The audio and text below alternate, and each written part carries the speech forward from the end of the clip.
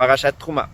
Lorsque Dieu va demander de construire le Mishkan, il va réclamer du peuple juif un apport massif des matières premières, des dons que le peuple juif va donner avec une grande joie.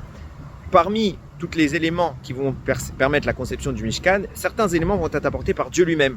À savoir que, entre autres, il y a un animal qui va apparaître une seule fois dans l'histoire, qui s'appelle le Tachash, et qui va servir à la conception du Mishkan.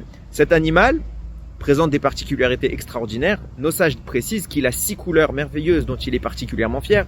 Plus que cela, certains ajoutent qu'il a une corne sur la tête. Peut-être est-ce de là que sont nourris les contes et les légendes concernant l'animal qui s'appelle la licorne. Beaucoup l'expriment comme cela. En attendant, quel est l'intérêt de faire intervenir cet animal unique dans l'histoire? Eh bien, ces 6 couleurs prennent un sens particulier lorsqu'on les met en perspective des commentaires des sages. À savoir que le Malbim nous révèle que la conception du Mishkan va se faire en osmose, en parallèle avec la conception de l'humain. Chaque partie, chaque élément constitutif du corps humain va se retrouver de façon allégorique, allusionné dans le Mishkan. Et le Tachash, qui constitue la partie la plus extérieure du Mishkan, les tentes, va correspondre à la peau de l'humain. Cette même peau qui est apparue au moment de la faute d'Adam, après que le serpent ait réussi à convaincre l'homme et la femme de fauter. À ce moment-là précis, la lumière qui émanait de la peau d'Adam s'est transformée en peau telle que nous la connaissons aujourd'hui. Et le serpent, qui jusqu'alors était un animal qui se tenait droit, en face à face avec l'homme, est devenu un animal horizontal, il s'est affaissé et rampe sur le sol. La lettre qui va incarner tout cela, la lettre dans la Torah qui correspond au fait d'être verticale, c'est bien le Vav. Ce Vav va être retiré du serpent qui va justement se mettre en position horizontale. Et il va aller se loger chez qui? Chez l'homme qui s'appelle Adam. Quand vous rajoutez à Adam la lettre Vav, ça vous fait le mot Edom. Et justement, la contamination du serpent chez l'humain va créer la nation qui va être à l'opposition du peuple juif, celle de Esav et de ses descendants avec en tête de liste Amalek. Au moment de construire le Mishkan, Dieu va demander de prendre le Tachash. Quel est cet animal? Comme je le disais tout à l'heure, c'est un animal qui a 6 couleurs. Et on va le mettre en position extérieure, en position correspondant à la peau de l'humain. Juste en dessous de cela, il y aura encore 2 tentures. Lesquelles? 2 fois 5 tentures qui vont être accrochées l'une en face de l'autre. Et en dessous, au-dessus de cela, précisément, il y aura une tenture composée de 5 morceaux face à 6 morceaux. Donc vous avez 5, 5, 5, 6. Et au-dessus de ça, sur le surplomb, vous avez le Tachash. Qu'est-ce que cela vient signifier? Nos maîtres l'expliquent.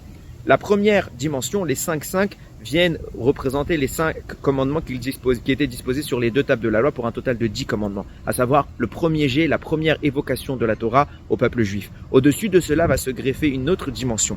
Des pots qui vont recouvrir le Mishkan composé d'un côté de 5, puis de 6 tentures. Pourquoi? Parce que 5, les premières vont faire référence aux 5 livres de la Torah qui vont émaner des 10 commandements qui sont juste en dessous.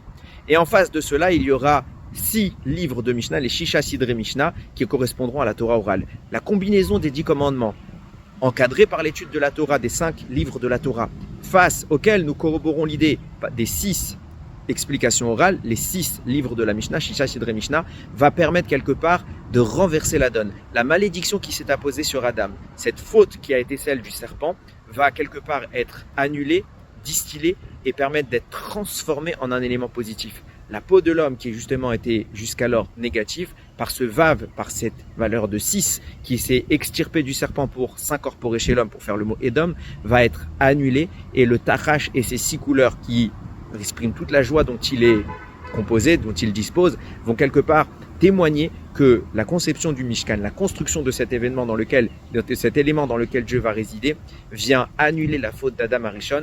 Les 6, le Vav que le serpent a réussi à incorporer en nous, vont être annulés par la force de la Torah et l'animal qui va recouvrir le tout va exprimer sa joie de disposer de 6 couleurs pour montrer combien il est fier d'avoir servi à la réparation de la faute qui a éloigné l'homme de Dieu. Il est qu'on puisse tous se rapprocher d'Hachem et faire disparaître définitivement toute trace de cette faute qu'on traîne depuis maintenant bien trop longtemps. Baruch Adonai Leolam, Amen ve Amen.